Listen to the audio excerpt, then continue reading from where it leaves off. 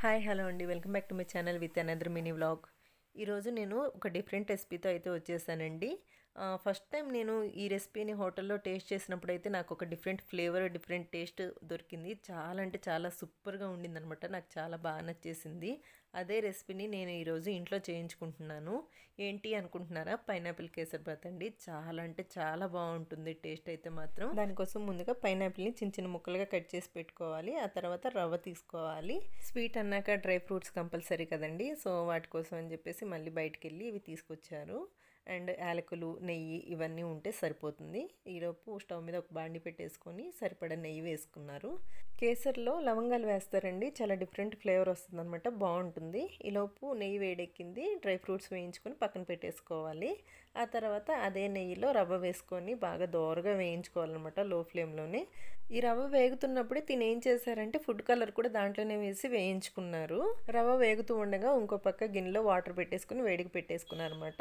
ఇంకా రవ్వ వేగుతూ ఉన్నప్పుడే తిను పంచదార, అలాగే డ్రై ఫ్రూట్స్, లవంగాలు కూడా యాడ్ చేసి నిదానంగా వేపుకుంటున్నారు అనమాట. అవి బాగా వేగాక ఈ వేడి నీళ్ళు ఏదైతే కాచి పెట్టుకున్నారో వాటిని కొంచెం కొంచెంగా యాడ్ చేసుకుంటూ కలుపుకుంటూ ఉండాలి, ఉండలు కట్టకుండా.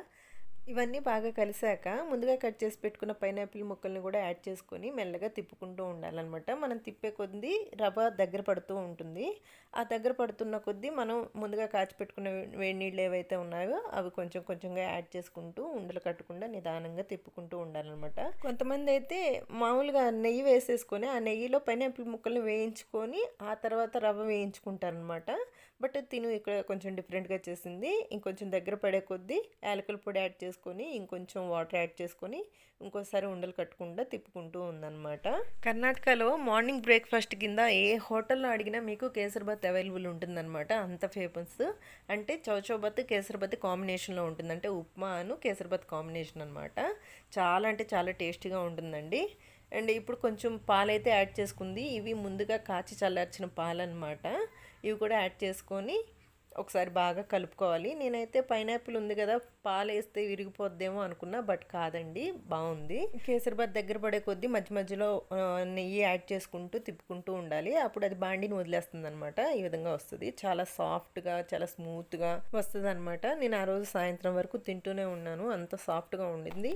దాంతోపాటు ఉప్మా కూడా చేసిందనమాట. ఉప్మా కేసరిబాత్ కాంబినేషను పర్ఫెక్ట్ అనమాట. చాలా అయితే చాలా బాగా నచ్చింది నాకు. మీ అందరికీ నచ్చింది అనుకుంటున్నాను. ఈ రెసిపీని మీరు ఎలా ట్రై చేస్తారో కామెంట్ సెక్షన్లో కామెంట్ చేయండి. నెక్స్ట్ వీడియోలో కలుద్దాం. Thank you.